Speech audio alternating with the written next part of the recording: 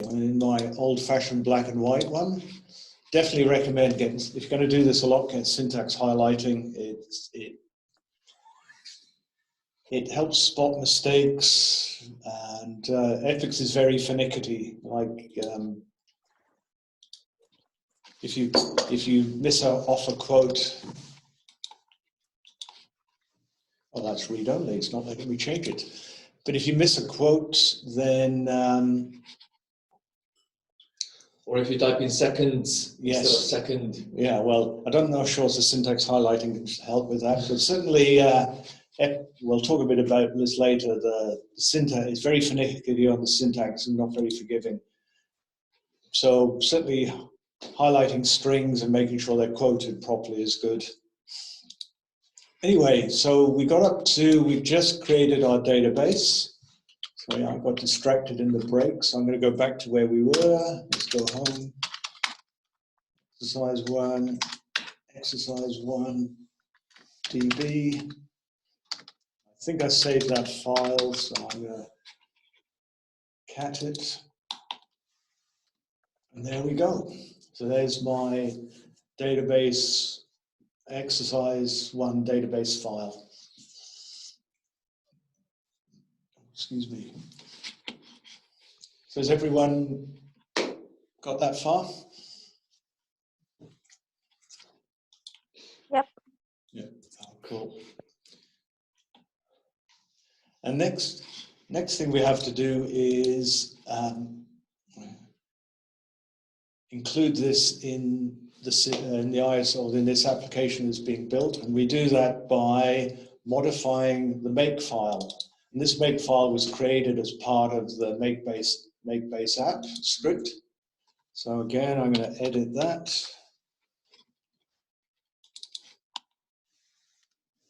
And so there's the top. So where we are now, the top directory is up 2 levels. So top is .. Like Windows means the parent directory. So this is the grandparent directory, which is the top directory. For today, everything we do goes between this include here and this include here.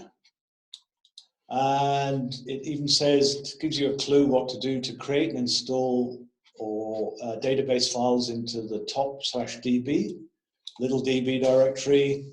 This is the syntax you do. You go db plus equals and then the name. And so I'm going to do db plus equals and then the name, which was exercise 1 db. Let's see if this works. There. And that's it.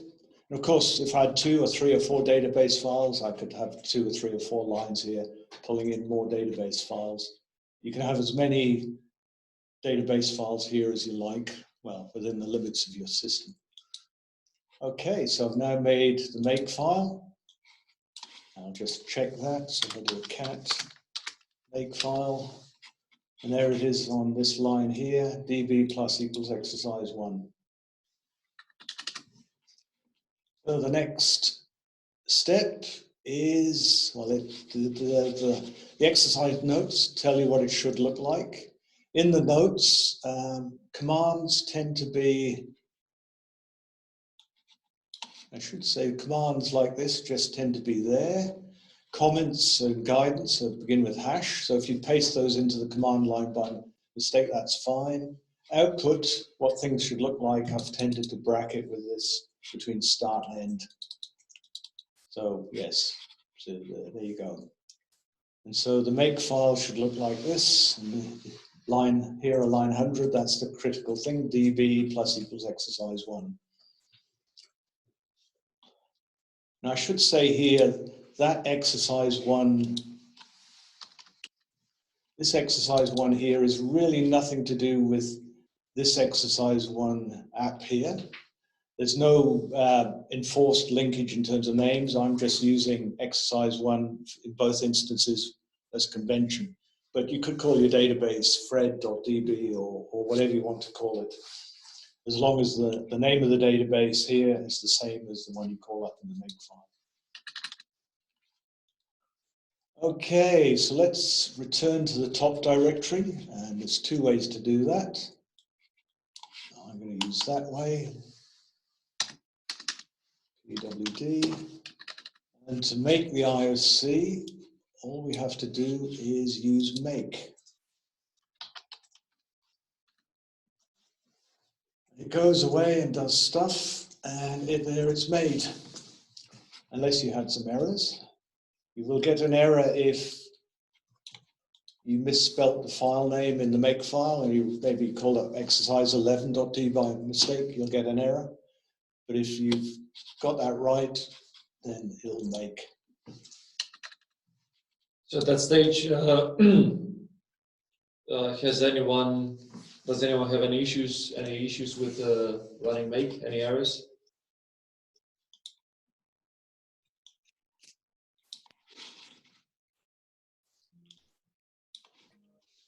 Was good? No, yeah. No one's saying anything. I think that's good. I should say that make doesn't check the validity of your database file here. It could be full of rubbish.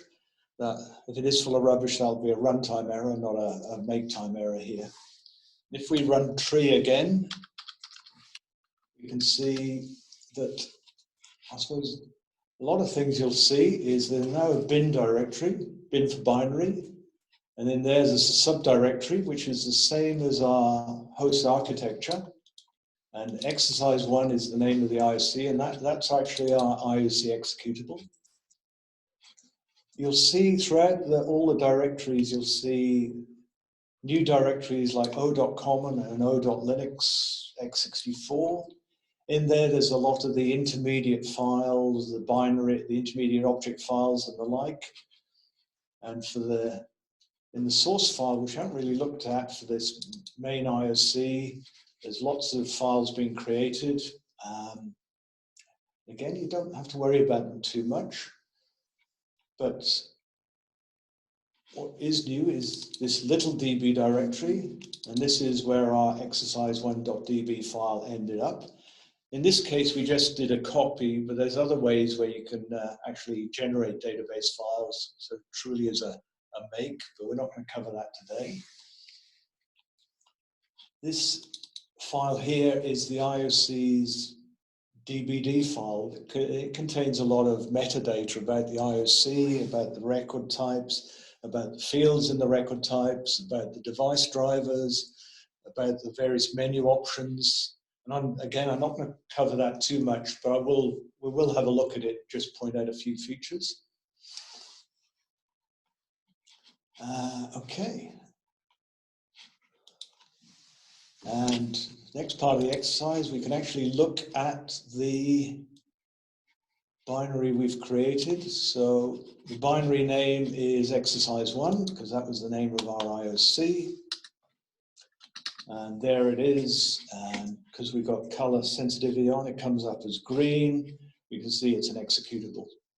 So can everyone, I think that's, everyone see their binary?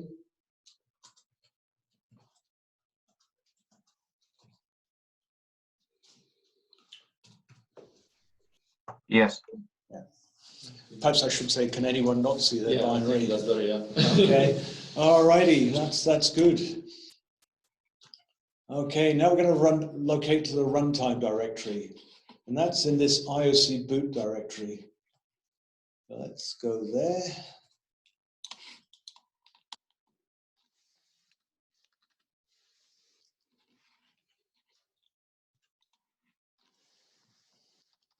You should see here there is 3 files. There's the make file and the st.command file, and the one we're worried about is the st.command file. And this is the IOC shell command file. I don't know why it's called st.command by convention. No idea what that stands for. There's lots of flexibility. I mean, you could call this file whatever you like, but everyone just leaves it as st.command and talk about the st.command file. Maybe start. Maybe it is start. There's really no need to change it. I would point out, because it ends in .command, a lot of the email police get very excited if you send a command file to a colleague.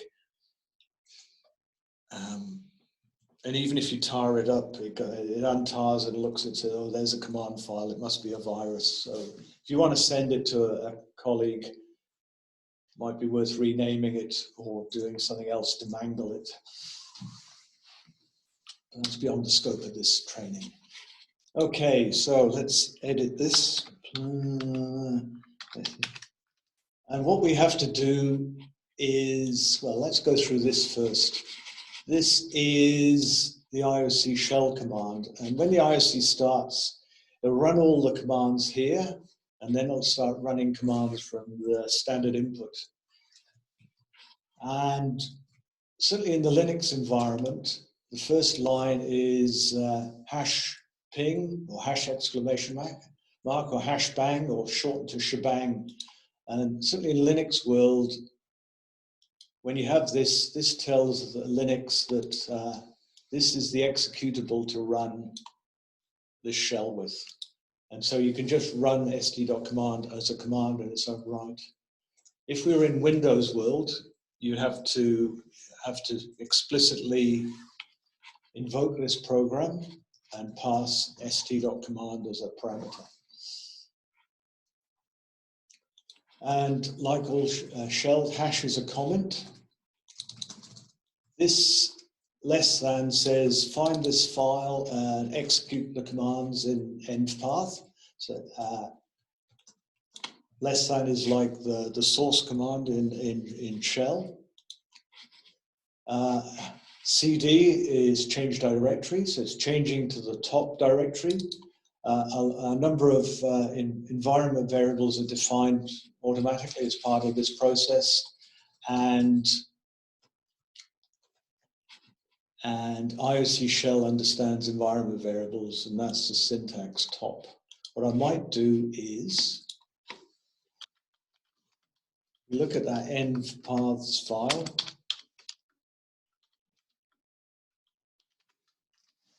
It basically defines a number of environment variables. One is the location of EPICS base, which lives here. One is the location of the top directory, and our top directory is in user home exercise 1. And the other is the name of the IOC, or the IOC directory, which is in the IOC boot directory. Anyway, okay. Now this, remember I talked about the DB file, DBD file. This was where load database loads all this metadata. That's about the first thing we ever do. And then we run this command here. Now, I don't actually know what it does in detail. You just have to do it. But the a lot of things in EPICS. Yeah, the nice thing about make base app, it sets this up all for you, and you only have to worry about the stuff you need to do. And what we need to do today is load that database. And so, and again, it gives you a clue how to do it. So I'm just going to uncomment that. Now we're in the top directory, so the database is in the little db directory exercise 1. And with that, I'm not going to talk about templates today, but you can imagine if you had, like we do, 220 odd magnet power supplies, writing 220 odd sets of EPICS database files would be very tiresome. So there is a way of creating templates and substituting them and then passing macros. So you can do the template once and then you can pass macros to instantiate the template. And although we're not going to do it today, this second parameter allows you to define a number of macros, and you get the default one, user equals user, which is our username today. But if you're at home, your username might be Peter or John, so you might end up with user equals John. But our database doesn't use macros, so that'll get ignored. Next, we cd back to the directory where the st.command file lives, which is top IOC boot, IOC name. Then we call IOC init that starts the IOC proper. If we had any sequences, state machines, This is where we'll start them. We're not going to talk about that today. And then there you go, that's it. So that is all we need to do. So I'm going to save that and close it. And the last thing we need to do is, and I don't know why this is the case, but make base app, when it creates this file, does not make it executable. It's just a file. So we have to make it an executable file. So in Linux, the way to do that is the chmod change mod. Not sure what it stands for. But anyway, A plus X. So we're going to, for all people, we're going to add the X, the execute permission, st.command.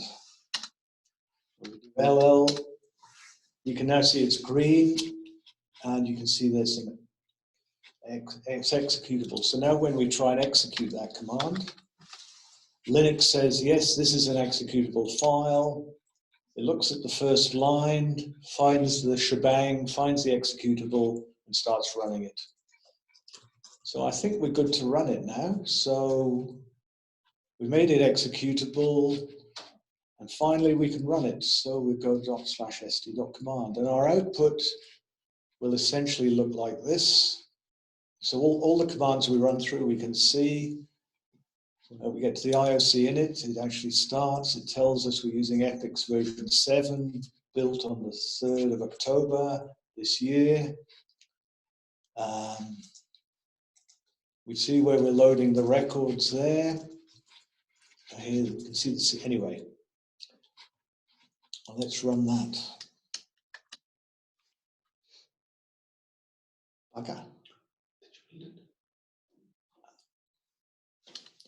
That's embarrassing, isn't it? Oh, there's a typo in there. EXC. Yes. My bad. I've got a typo as well. I should have copied that. Well, there you go. That's the first error. I left an E out.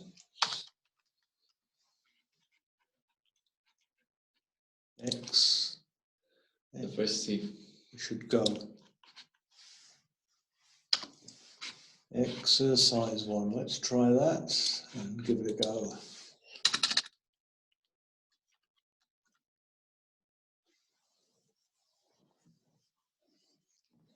Unknown record type.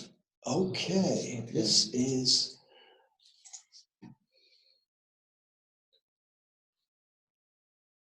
Have we made it? Yes, we must have made it. CD to top. Load database, file. Oh, there's an exercise DV. There's a typo. I wonder if when I did make base app, whether I. Yeah, if that was the wrong name of the project. Yes, so it looks like there is a typo in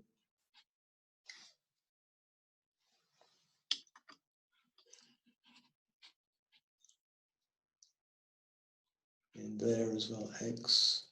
EX. Yes, my bad. Apologies. So where do you see the line 12? I need to fix it.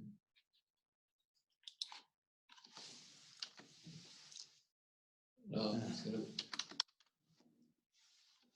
see. Yeah.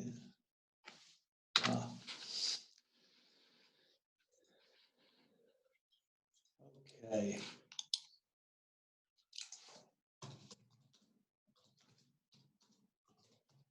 Maybe. Oh, well.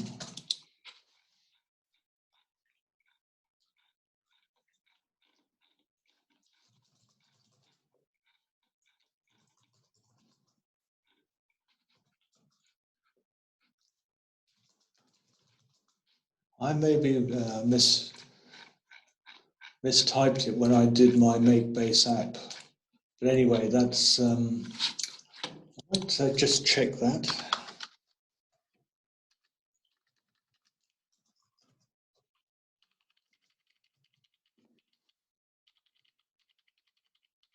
Like to know what I did wrong.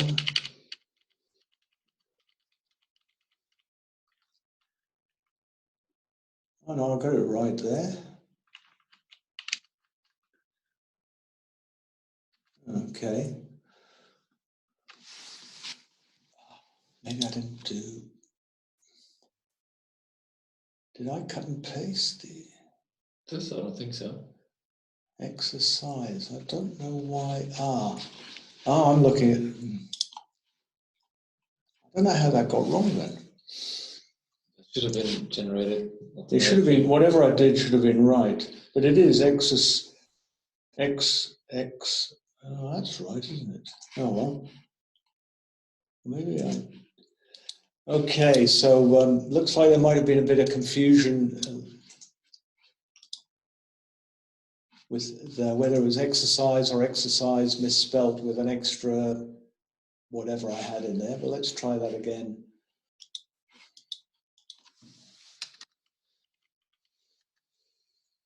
Okay.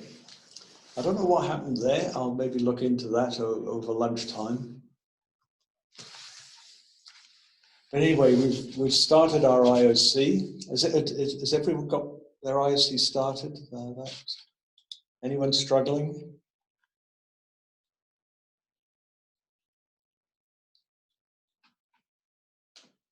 Everybody seems to be okay. Okay. Maybe I did a typo. Don't know. I'm a bit weird. But anyway. So yeah, if you leave the macro substitution in, and there's no macro called user, does that just get ignored? Yeah. You can always specify macros that aren't used. Okay. You will get errors if there's a macro in there that you haven't defined. So if the database calls up a macro and you haven't provided a value for it, it will complain. But if you provide extra macros, it doesn't worry about it, not even a warning. Okay. So you can see that we've run through this. We've loaded the records, and there were no errors when we did this, which is good. If there are errors, sometimes the error messages are a bit terse or not sometimes overly helpful, or the error message is, it'd be nice to say there's a missing comma, for example, but the error message says, I've come to the end of line unexpectedly, or something like that. It sometimes gives you line numbers as clues, sometimes not. It is what it is, yes. But okay, so our IOC has started, we've loaded the records. So now we can do a few commands in the IOC shell before we move on. So there's one I use a lot, there's quite a few I use, but I'll go through a few. There's a DB list, and that lists all the records on the IOC, which can be useful. We only have one record, so that's pretty straightforward. There's another one, DBNR, database number of records, and it will tell us how many records of which type we have. And we can see we've got one AI record. Not very interesting with one record, but when you have thousands, it becomes a bit more interesting. There's another one, help, which will give you a list of all the commands. And you can see there's a lot of commands available. And I can go, if you're interested in a particular command, DBL, it doesn't tell you what it does, but it does tell you the fields. And so, for example, with DBL, you can give an optional record type, and you can specify the fields you want to look at. So I could go DBL AI. Then if I went for analog out, no analog out records. If I want to do a field, I can go desk EGU. I think this is going to work. And it says, yes, here's the AI record, here's its description, here's its EGU. So that can be useful as well. And what the help doesn't say is you can direct that output to a file, /10.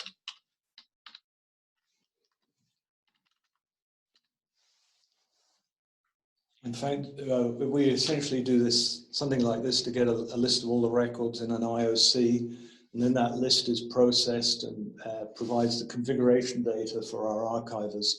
So now we can automatically archive all our IOCs, all our PVs, which is kind of nice. Perhaps another useful command is db, database get field, gf, dbgf, and I can go the record name .egu, so I can get the field name, and if I really wanted to at runtime, you can change some field names at runtime. I can do record name pf, put field, egu, and I might say, oh, I got that wrong, I want it to be milliamps. If I get the string again, it is now milliamps. Of course, if I restart the database, it will restart the EPICS IOC, it'll reload the database, and it'll go back to amps. So things that you do like that are temporary changes only. Okay.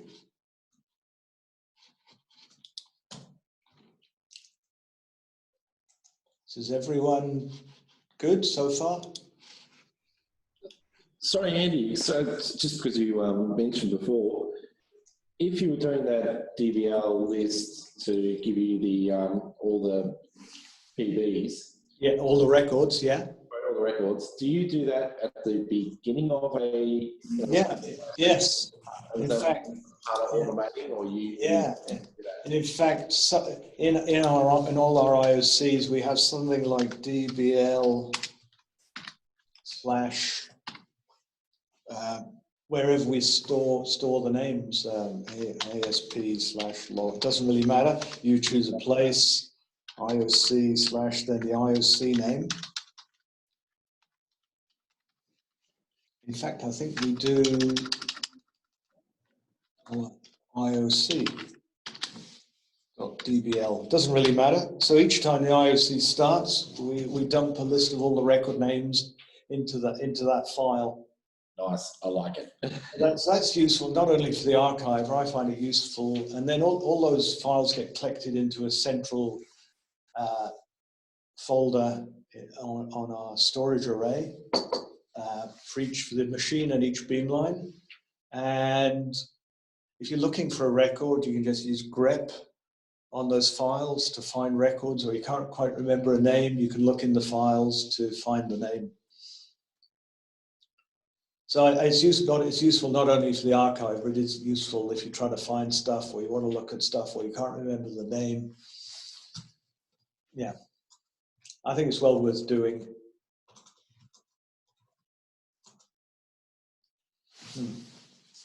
Okay, let's save that. Well, actually, let's get rid of that because. Okay. So now we're going to go to our notes. So now we're going to open up a new terminal, and we'll leave this IOC running here. I should say, if you want to exit the IOC, you can just type exit, and the IOC will shut down.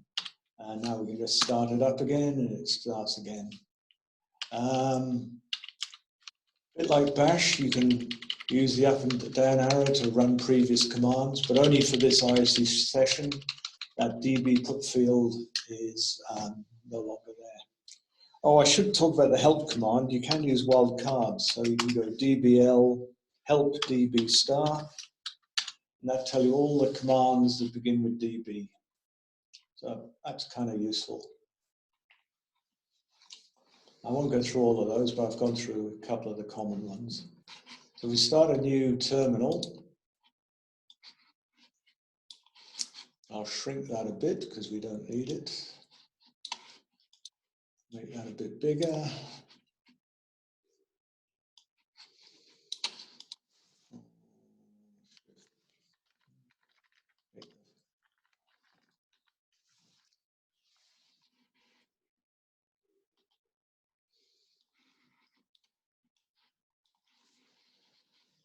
Okay, so now we're going to try some of the command lines. So First one is we can find some information out about this PV. CA info. There you go. So it says it's connected, it's on the local host because our IOC is local, using the default port number. It's read writable, it's a double, and it is has one element. I can write a value to that PV by doing CA put. And it tells me that was the old value, this is the new value. Now I can put a different value if I want to.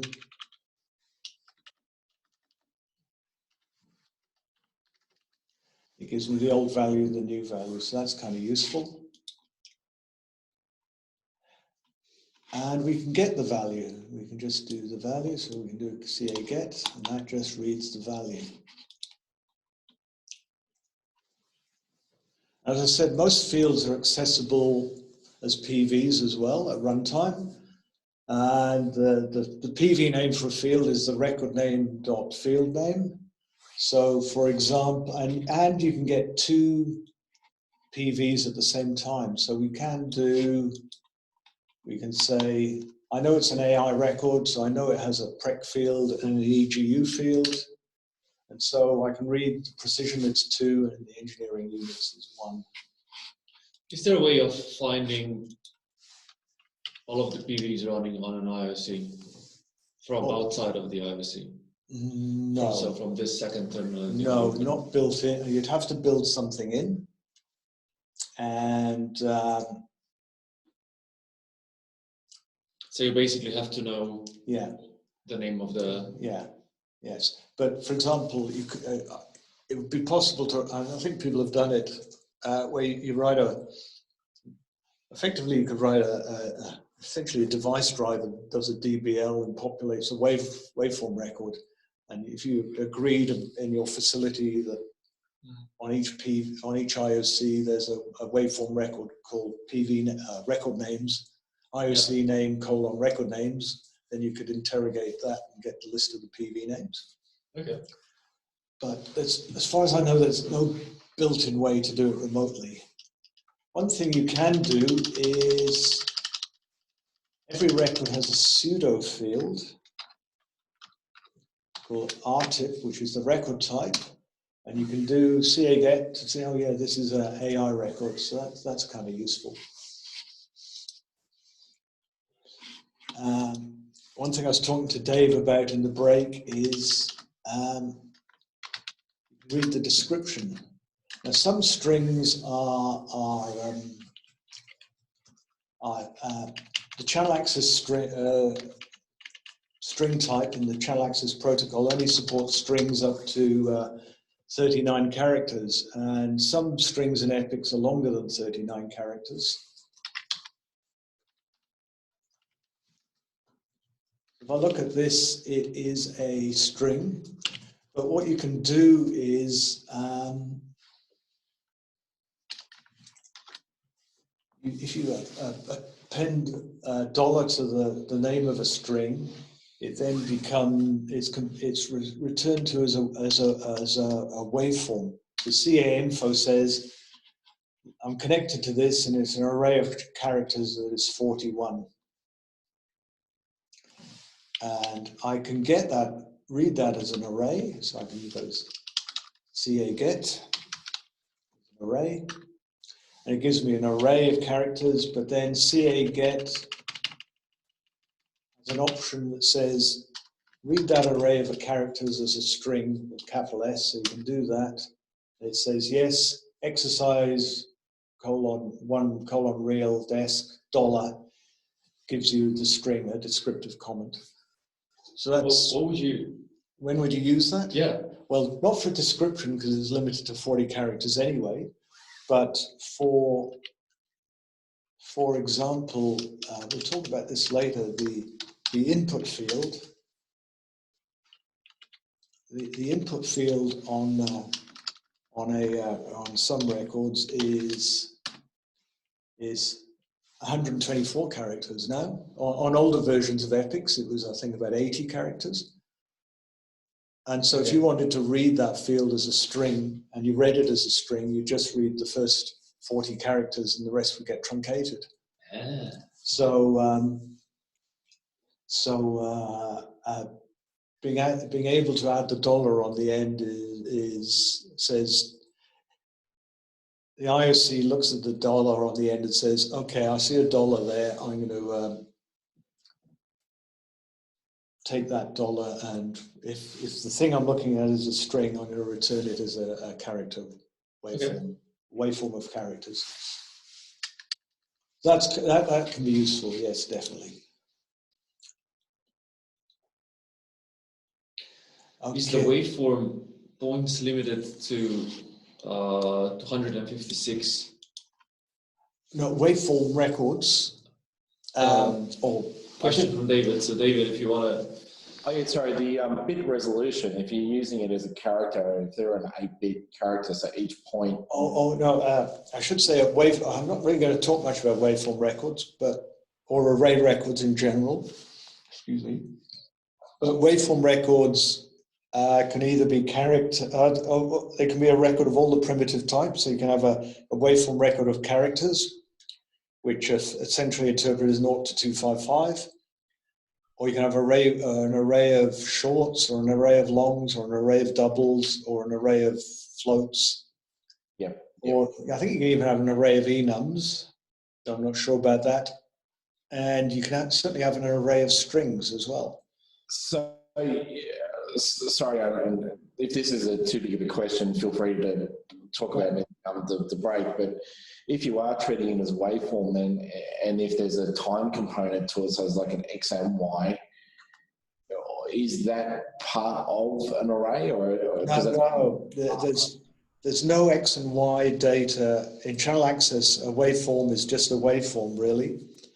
So typically with camera images with channel access, there are other PVs that define the width or the height, or even how to interpret the waveform. Is it a waveform of 8-bit mono, or is it a 16-bit color code, or is it a 24-bit RGB or a 32-bit RGBA, and the various formats of encoding images. So it's really up to the server and the client to agree amongst themselves how to interpret the waveform. Right. Okay. Thanks. Yeah. And one thing which isn't in the notes, but we will do anyway, is I'm going to create another terminal. And here I'm going to do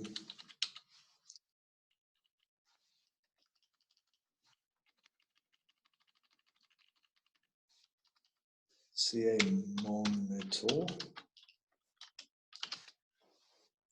Start monitoring that. It's given us the first value. Now if I do I do a CA put. Give it a new value like 2. And it now goes into you can see on the above, it says now this is 2. And if I change the value to 22, we get a new one. And you can see now it's gone above. If we go back to the database,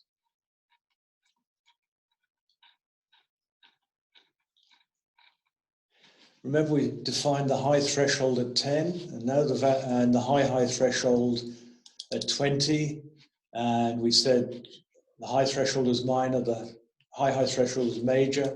We can now see CA monitor saying, hey, we're in the major alarm state and we're high, and that's because we're above 20. If I set a value between 10 and 20, like 15, then we're in the high state minor. And if I go back to 5, we're in no alarm state. It doesn't say no alarm, but we're in the no alarm state. So that's the basic exercise 1, sort of. I'd say have a play with that, because I'm going to take a toilet break and I will be back in 2 minutes. Sorry about that. All good. Yeah.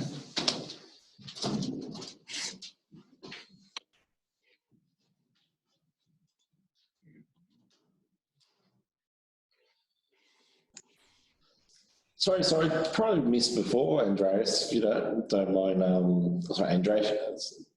If you close out that other EPICS screen or the ISE that was running, that's it, that closes. If you had a type exit, or is it running in the background?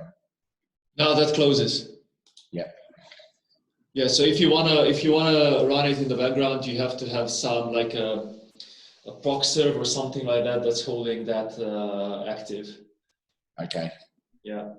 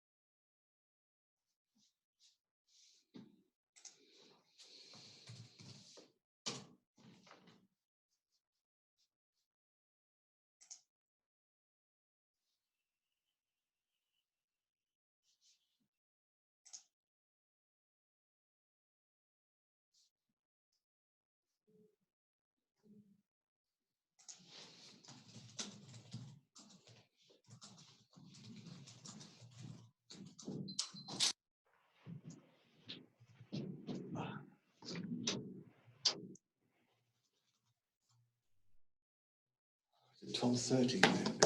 The next break, yeah. Yeah, okay. Oh, is that mine? Oh, sorry, that is yours. Oh, the one I was using, yes, okay. So, do have a play, do try a few things.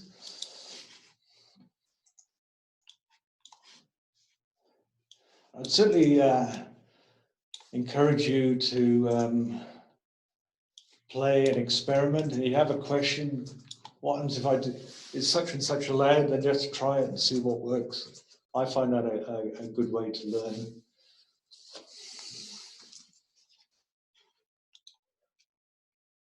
Okay. So what we'll do now is, I'll give you a couple of minutes to play with it and I'll rest my voice and then we'll carry on.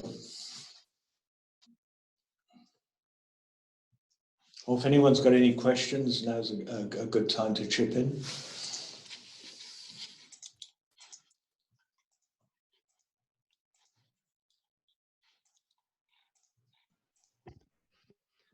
Hi, Andrew. Steve Battison here. Hi, Steve. How are you going? Good, thanks. That's good. Just a question about the, I don't know what the terminology is, but the EGU and the precision and the Yeah. that. Is there a way to do a request on showing what all of those options are? Those fields or Yeah, there is. I'll show you. Well, QE GUI has a way of doing it, but basically, you essentially just treat the EGU or the precision field as another PV and just interrogate them that way. Yeah, well, what I mean is the what those options are that are available. So other ones other than, say, is that sort of that? Yes. Complete set that are available, or? Yeah, eventually I was going to talk, I'll show you the record reference manual, which has the definition of of at least the records in EPICS base and all the fields they have and what they are. And we'll come into that shortly. Okay, great. Yeah. Because I'm not, I'm sort of aware of those things, but I'm not aware of what others might exist. Yes. So the precision or PREC, whatever that it was referring to, that was the scan rate. Sorry. Yeah. So I was familiar with the units and precision, but not the scan rate. So I was wondering what other records. They're records, are they? Well, no. No, they're not. I know that. They're fields. So fields, again, I'll go over, there's another slide at the end of this where I'll go over the terminology for great. Okay, we'll get to that. Records, fields. We definitely worth looking at the record reference manual. I still refer to it because I can't remember the details of some things. but at least I got a feeling for what's there, and know where to look. I think it's the important thing to learn. Yeah. Okay, thanks. No problem.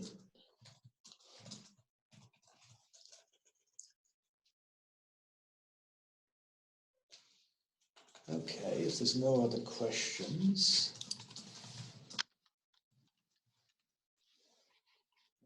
So our IOC is still running. I'm going to Control C is the way to terminate that. I would say for a real system, we wouldn't leave an IOC running in an open terminal like this, because the terminal can get closed and it would just stop. Normally with an IOC, you'd use something like ProcServe or Screen to run the IOC, and ProcServe and Screen capture or run the program and connect to its standard in and standard out. And with Screen or ProcServe, it allows the IOC to continue running in the background, but you can connect to it and interact with the shell at runtime, and then you can leave it again, and it just runs on its own, disconnected from a terminal. So that's worth knowing. What do you do with your IOCs, Dave? Do you use Screen or ProcServe or something else? I believe Gian's got ours set up mainly with ProcServe, but I think Screen and ProcServe are both utilised. Yeah, we use both. Some of our older IOCs use Screen, and we stick to Screen on the machine just for consistency. But I know the beamlines, especially the newer beamlines, are moving towards ProcServe. And ProcServe has some nice features, definitely. Better logging. It can do auto restart of the IOC if it stops for some reason. And there's even a ProcServe device driver where you can interact with ProcServe on an IOC from another IOC. So there's a way of wide channel access starting and stopping and monitoring an IOC. So that's quite good. So when you say about restarting on ProcServe, so like if it's got like a watchdog timer kind of well, yeah. Well, if the process, the st.command process actually stops, then because it's owned by ProcServe, then ProcServe says, "Oh, it stopped. I'll just restart it again." Right. And I think you can. Don't quote me, but I think you can say, "I'll restart a maximum of n times, 3 times, say." And I think you can put a delay between the restarts if that's appropriate. Yeah. I mean, once again, this will come up in probably tomorrow, but we utilise Nagios. Andrew and a few of the guys got that kind of up and running early on in the piece, which is just I think at the moment we're just really pinging IP addresses, but it'd be kind of interesting to know if you can get even more granular detail down to the. Yeah, we do a couple of things. We have a device driver that essentially pings other devices, network devices, IOCs included. So on one of our file server IOC, we ping all the other IOCs on the network. We ping other devices. So it gives us a status whether they're online or offline. And all our IOCs, we have an IOC status device driver. So it tells us either information about the IOC or the host, like right. So how long it's been up and running, how's the memory usage going, how's the disk usage going, what's the I/O rate, what's the CPU rate, and what's the memory usage. That's sort of useful at times. So, because you were saying that if you're sort of pinging as well, so each processor can have, or with using ProcServe or Screen, you can have multiple IOCs all running. So at that point, then do you just assume that they're all? I mean, obviously, if you look at the IP address, then you assume everything associated with an IP address is disconnected or fallen over. But you get it down that granular level. Yeah. So the ping is about the host.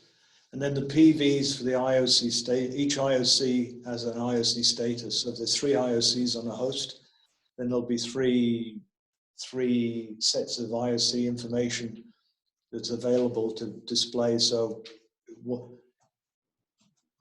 Oh, so if they can't be read or updated, then it kind of signals that there's a problem. Yeah, if they go away or they freeze, then you know maybe that IOC's got a problem, whereas the host in general hasn't. But if the host stops responding to a ping, then you know either it's been disconnected from the network or it's got an issue. So that's what we use. I mean, there's probably other things you could do depending on how sophisticated you want to be. So do you treat that as, so like what you say, like a heartbeat kind of thing, where it's say a digital? Yeah. So the ping status is added to the alarm status. So our operators added all the IOC's ping statuses to the alarm handler. So if if a host stops, then they know about it, and they've added one of the IOC status PVs to the alarm handler. So if that goes away, then they also get an alarm. Right. Yeah. Nice. Yeah, because if a PV disconnects, then the alarm handler goes, oh, this is bad. We just have a control system studio where just everything just goes pink all of a sudden. Yeah. They use pink for disconnected. And then we're going to work out what is it associated with. Okay.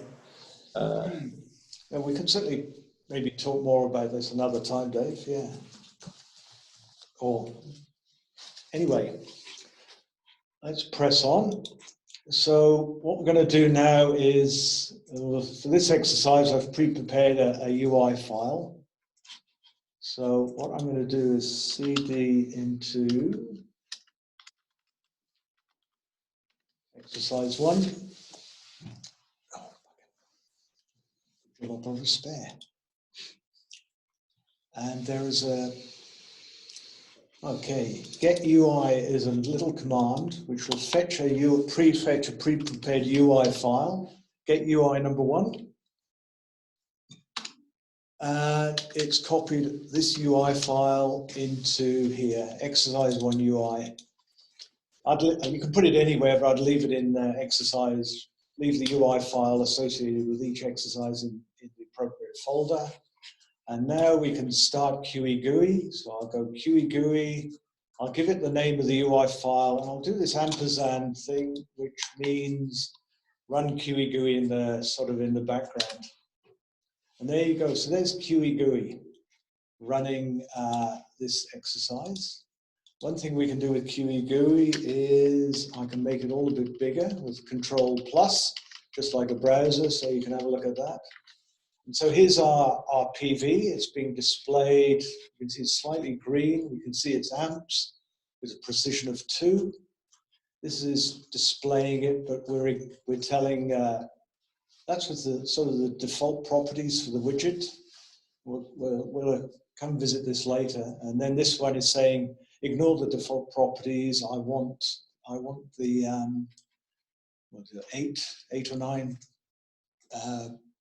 8 or 9 decimal places. And this is a line edit widget where we can enter new values.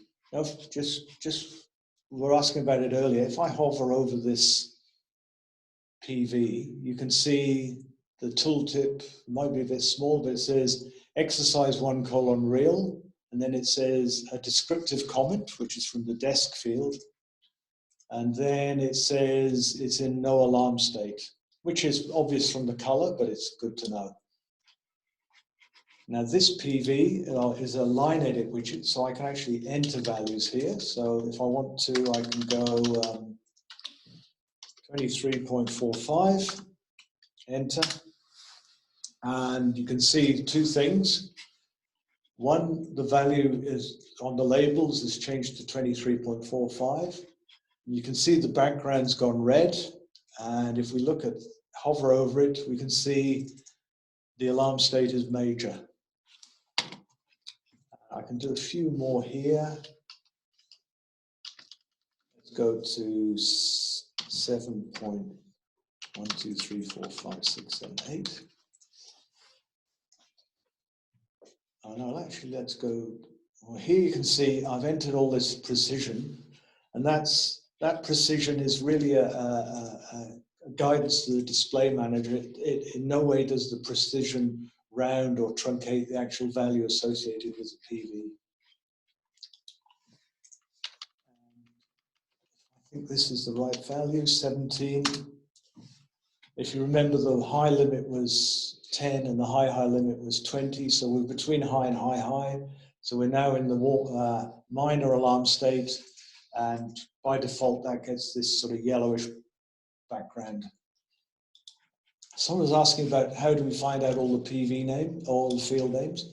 Certainly in QE GUI, if you right click on something, there's a number of tools available, but one of the tools is examine properties. And this will give you information about this PV. It'll tell you all the fields that are accessible. So you can see the pseudo field RTIP, which is the record type, which is AI.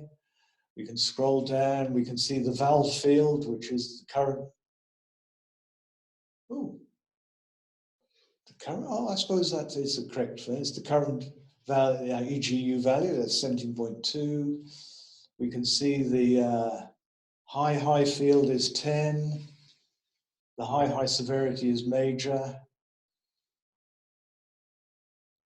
And so on and so forth.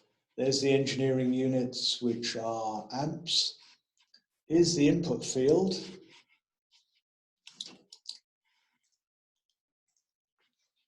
And, there you go. You can see that's been read as a string, so it'll actually get truncated to 40 characters. If I put the dollar on, we can now read as an array, and we'll get the whole 1024 characters. Well, do you need the backslash? For dollar before.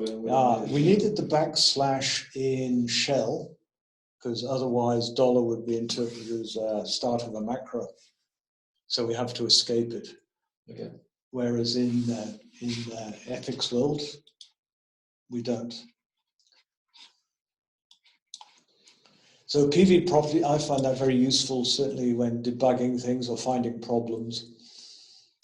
So EPICS QT knows about all the standard records from base and all the records from Synapse, or most of the record from Synapse, and a couple of record types we've done ourselves. So that is pretty good.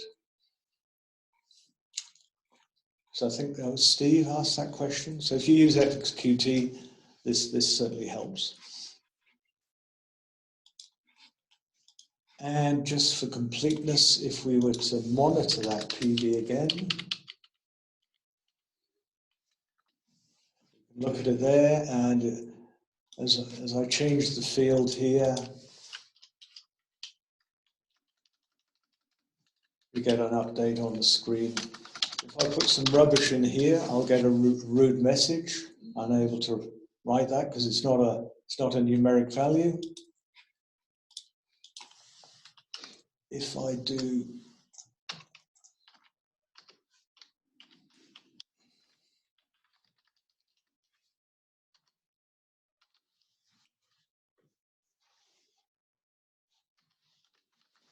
put a ridiculously long value in, this format is, this says I'm going to display it fixed regardless. This label was configured to do automatic selection between scientific notation and fixed point notation. So that can sometimes be useful if you have values that could be take on a really large range or really small values. And again, if I went up to E to +124, then it just totally overwhelms this label. So sometimes this sort of choosing scientific notation or automatically choosing the format can be useful. It also got a question, Andrew. Where is it specified where it changes over from scientific to notation to just a floating point?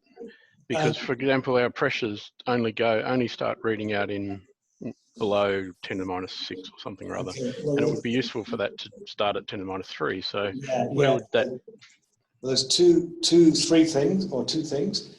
The format, you can say it can be fixed or scientific or automatic. So for pressures, we always go scientific notation regardless. Right, yep. The changeover depends on the precision you've specified. And I can't remember the exact rules of when it changes over from fixed point to scientific. I tend to go fixed or scientific and bypass the automatic, but I just had it here for demonstration. And that's determined in the database, is it, or for that? Oh, no, it's in the EPICS GUI. There's a property of the widget in EPICS Qt, and I know EDM and MEDM have similar ways of selecting between fixed point and scientific notation. I imagine CS Studio must provide an equivalent. Okay, thanks. No problem. So there you go. So that's essentially exercise one. We've created a database, an IOC using MakeBase app. We've created a database file, created a single record. We've loaded it. We've run the st.command file.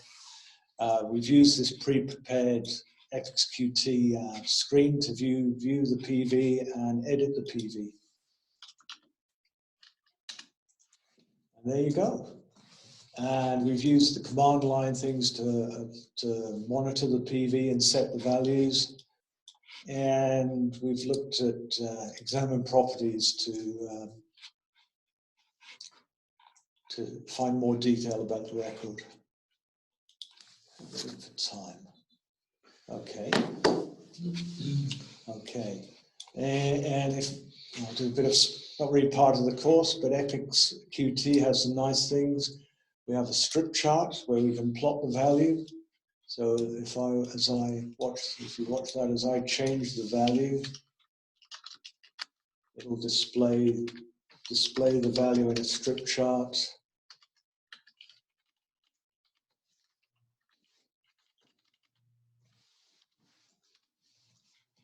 Okay, and we can, let's go to 2 minutes, 1 minute even. So there's what that PV was doing over the last few seconds. And this can integrate with the archival so you can backfill data. And as you move the cursor around, you can see the time and the value. If you hover over a point, you right click, you can see the timestamp and the value in the unit. So strip charts, the operations team uses strip chart a lot. It's a very useful tool. And I'm sure CS Studio must have something equivalent.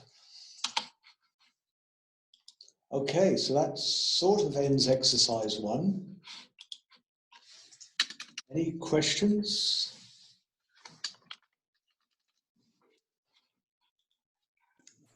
Sorry, Andy, can I just ask again, when you did the get GUI, get UI one, what did that command actually do? Sorry. Oh, a get UI is just a little script I wrote for the training. It just fetches a pre-prepared UI file that I've created, and rather than me going from this directory, EPICS workshop, blah, blah, blah, blah, blah, blah, copy this file, exercise UI1. That's all it does. I mean, if you want to see how it works, off the tangent, you go which get GUI, and that tells you where the file, which is a Linux command, it tells you where an executable command is. And then if you really want to have a look what it's going under the covers, and you understand Bash, it's basically looking for a file, looking for a parameter, looking for a file, and if the file exists, it's copying that file to your current directory and then giving you a little nice message saying I've copied the file. Right. Okay.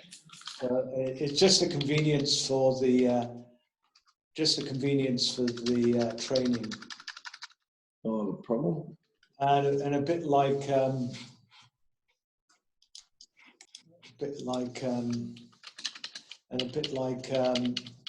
that EX notes one, that was just a convenience to open up the exercise notes. It's not a standard Linux command by any means. Okay, so I'm going to close that and I'm going to exit that. And I'm going to exit that for now. And we'll go back to the slides. So escape to get out of full screen, and then I can iconize that and bring up my slides. So there you go. So did everyone manage to follow along, manage to do that? Anyone, any questions? Anyone struggling?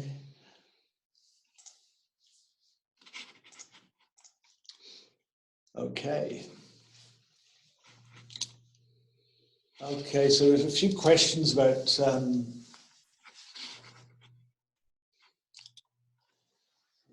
let's start this.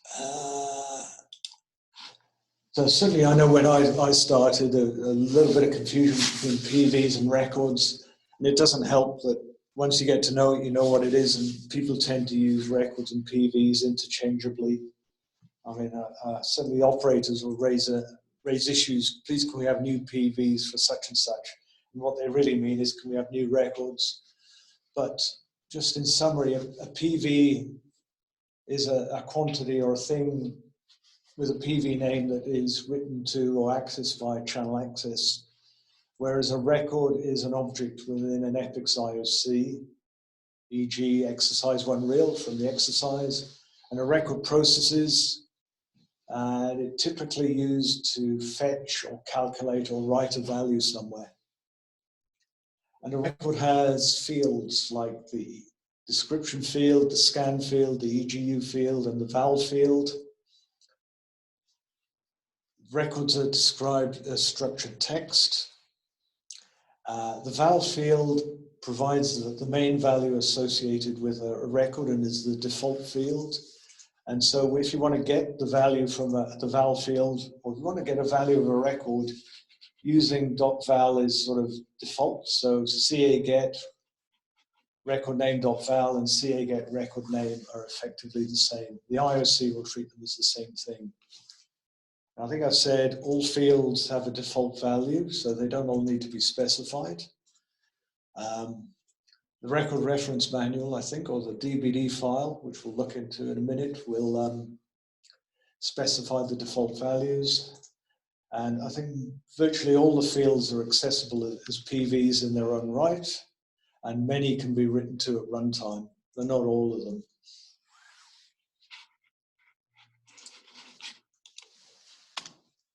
So,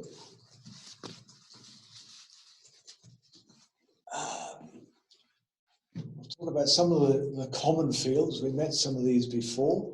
So there are about 30 fields that are common to all records, and this is actually, if you look how a record's constructed, this is done using a sort of inheritance scheme. So all records have a scan field that controls how the record processes, and I'll talk about that more later. They have a PINI field that allows a record to process at initialization. They have a proc field, and you can force a record to process by writing to its proc field.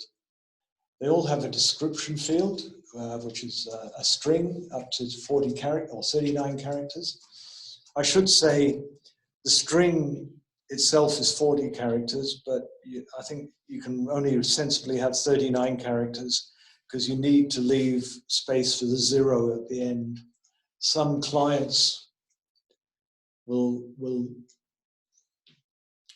just take the string and read ad infinitum. So whereas other clients might say, well, I know this is only 40 characters long, so if there isn't a 0, I'll effectively put one there at slot 41.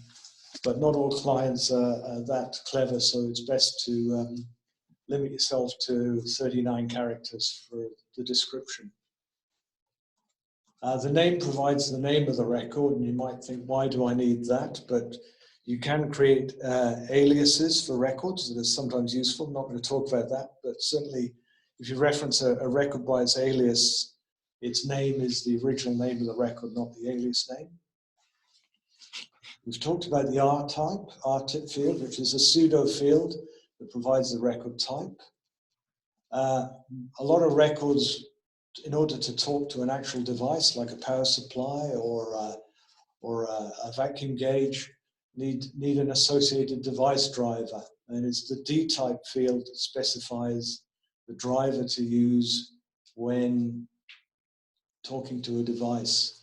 And if you don't specify a D-type, the default is soft channel, and I'll talk about soft channels later. All records have fields describing their alarm state, which is the severity field and the stat field. And the severity field can be no alarm, minor, major, invalid. And the status field tells you information about the reason for the alarm.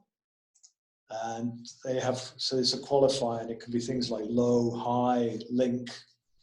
There's about 22 statuses.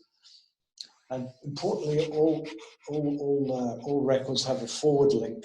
And I'll talk a bit more about that when I talk about record processing.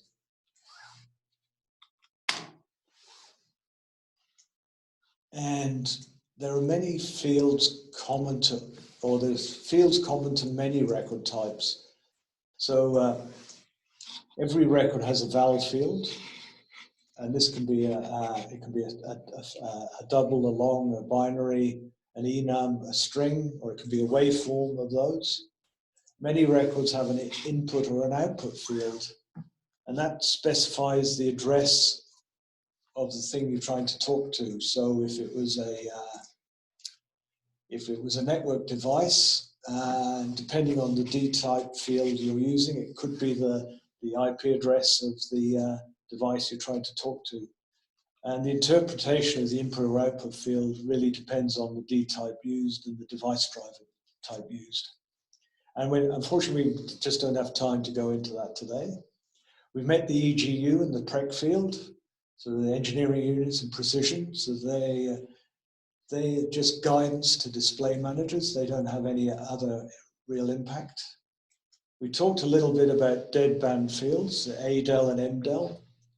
So when for numeric fields, if you can specify a deadband so that you don't flood your network with essentially noise. There are two deadbands. The archivers use the ADEL for the archive deadband. Most other clients use the regular MDEL monitor deadband. And typically, I set the deadband to reflect the precision. So if the precision of a PV is 2, let's say, then I set the deadband to 0.1. Because if it's any smaller, the operator is not going to see the change anyway. Sorry, Andy, yeah, we had this problem too because the deadband wasn't set. All of a sudden, our archiver gets filled up with with noise. Yeah, I'd definitely consider setting the deadband on the archiver. Especially, I mean, we've had a few PVs that go at 10 hertz. In fact, I remember investigating who was the heaviest user on the channel access archiver. And there were 4 PVs from our storage ring RF system. And there were test PVs that just did calculated sine X. They were going at 10 hertz and they had no deadband. So they were just filling the archiver up with values of sine X, wouldn't used elsewhere. So yeah, I'd definitely look at that. Definitely set a sensible deadband on your archiver. And typically the archiver deadband is maybe a bit more, is larger than the MDEL deadband, certainly probably not less.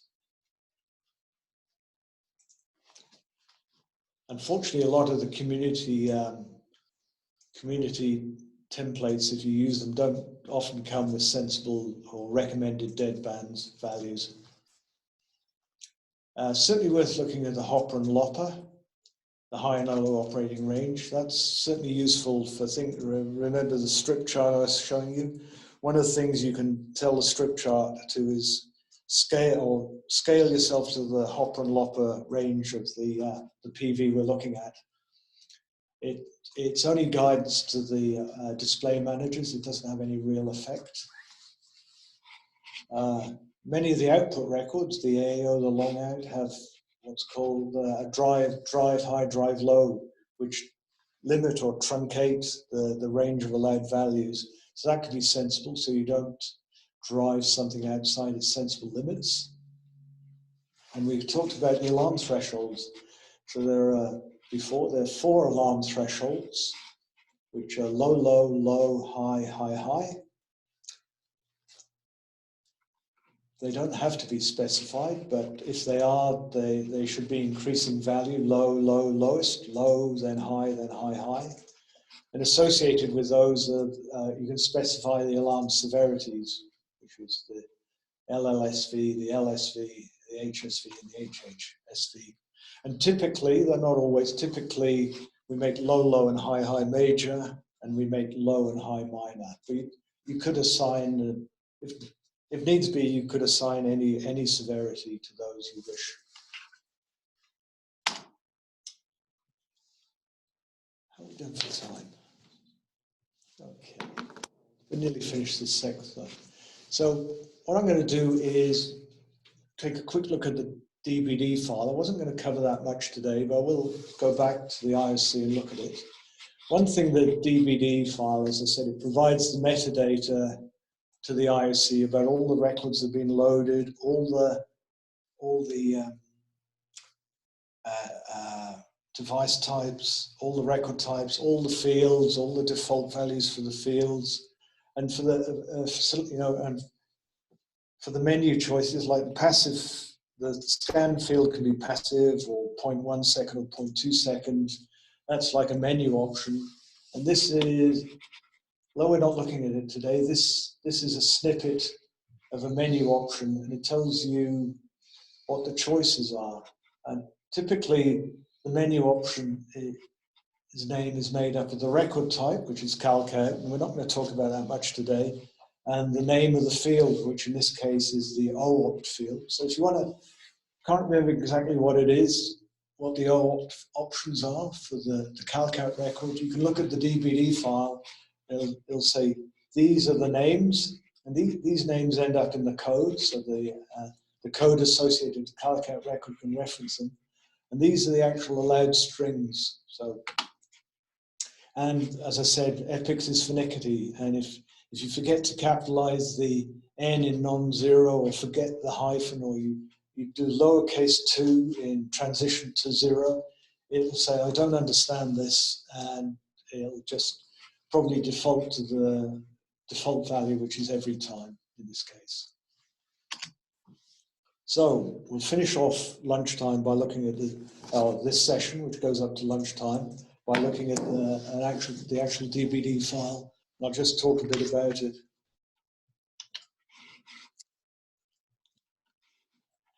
There. Let's go there. CD.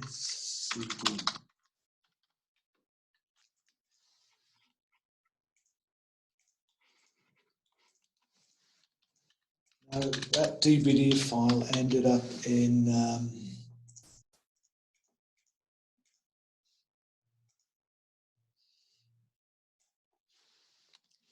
the DBD directory. And this database, I should say this DBD file is built up of DBD, it's a merger of files from DBD files from EPICS base. And if we were building in any support modules that had their own DBD files, then they'd get included here. But I won't talk about that now. Does the EPICS thing handle DBD files? You know, Oh, I can check. Oh, maybe I can try them. No, not now. I'll just get on with it. But yes. So a DBD file is it's quite a big file. I think it's just on EPICS base. It's it's about nearly 18,000 lines. So the first part of the file consists of those menus I was talking about. So if we find It does. I talked about here's the menu for scan. So here are the allowed values for the scan field, which we'll talk about in this afternoon session. So the allowed values are passive, an event, and IO interrupt, and then these predefined scan intervals. And you've got to be precise. You can't say 10 seconds. It's got to be 10 seconds or 0.5 seconds. After all these choices, and I think there's quite a lot of them,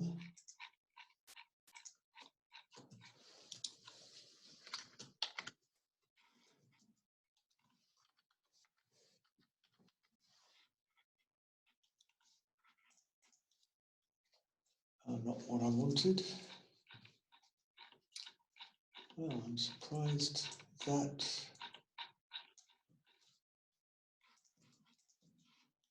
okay. After all the menus, then we get to the record types. Oh, funny enough, the calculator is the first record type. And so the record type has the name. It's a similar syntax to the record itself. There's a bunch of data here that gets used when the support module for this record type is compiled as part of EPICS base. And now we get into the actual fields themselves. So for each record, you can see here, here's the field name. Here's the field, and here's the field name. It's DBF string. Its size is 61, and the sort of description is the record name. So for any field, here's the description field. It's a string. Its size is 41. Here's the PINI field. It's a menu type, and that's the name of the menu. And if we look further up the DBD file, we'd find the menu type for the PINI field. Let's see if I can find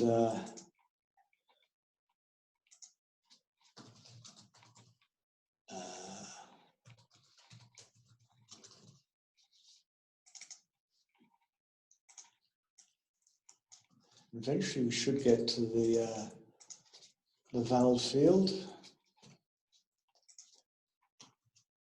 Okay. Oh, the valve field. So here, for this record, we can see the value is a double. I don't know much more about it. Here's the calc field that specifies the calculation string for the calc out record, and we can see its length is 80, or effectively 79. So we get all the record types defined, and then again, once we get to the bottom, we get to, and again, we won't talk about this much today, but we can see all the devices that are defined, or the device drivers that are defined for the various record types. So without going into detail, the stringing record has a device driver called soft timestamp, and that allows a string record to display the current time or a time. And you can, I didn't talk about this much, but another thing that's available is variables in IOC shell. I'll maybe show you that in exercise 2. And this is all the variables that are available from shell, so you can read and write to those variables, and they're often used to set the debug level. So anyway, that's the DBD file. We've got 1 minute to go, so it's a good time to break, and I'm happy to hang around for a couple of questions before I stop for lunch.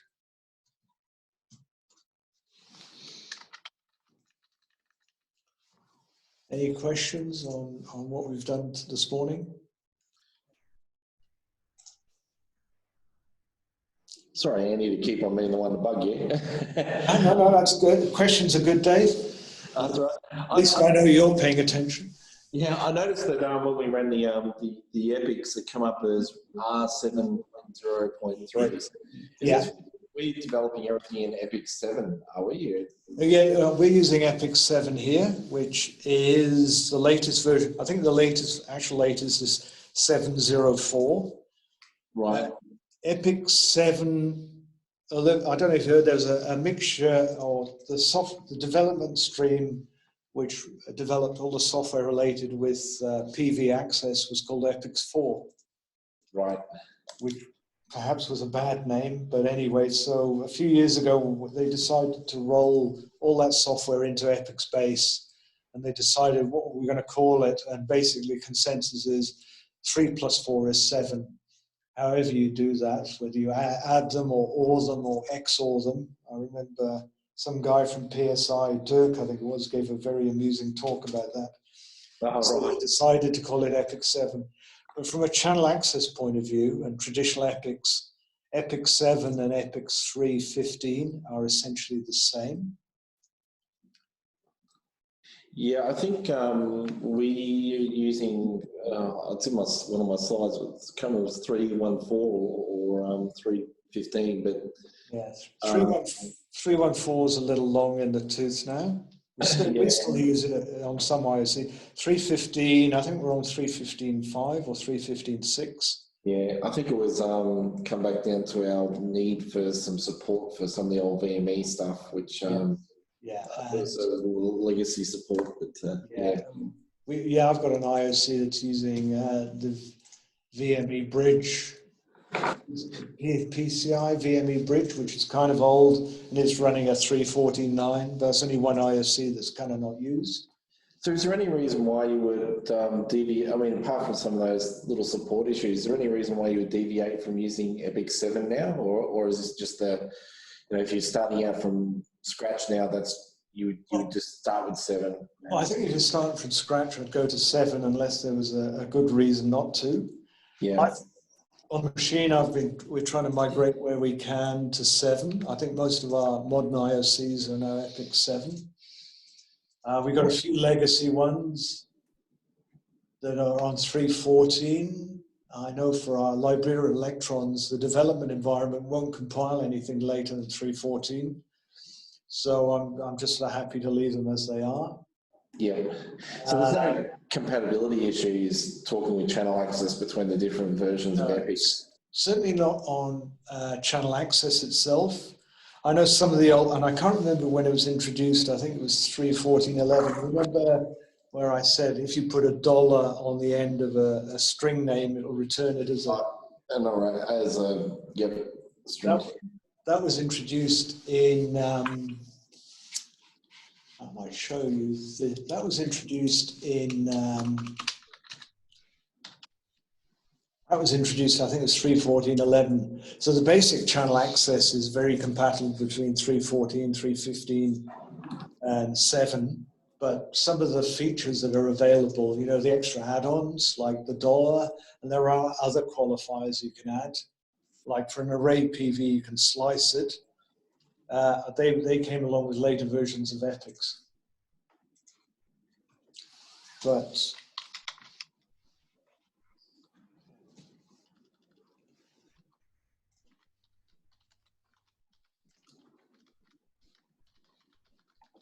EPICS base on our system is there.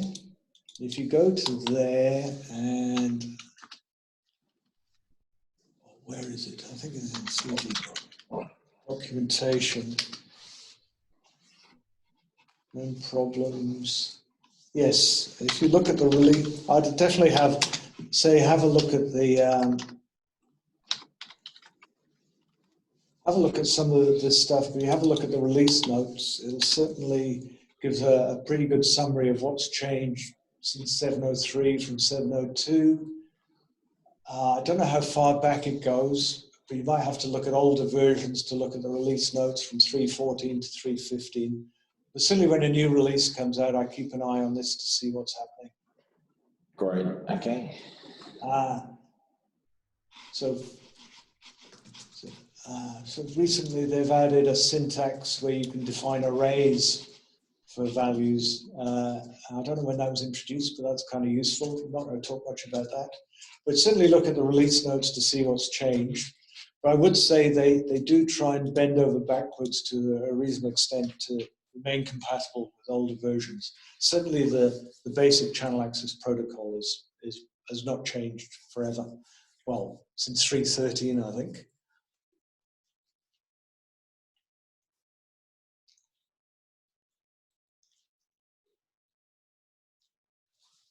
Shall we call Good. it? I think I'll break for lunch here.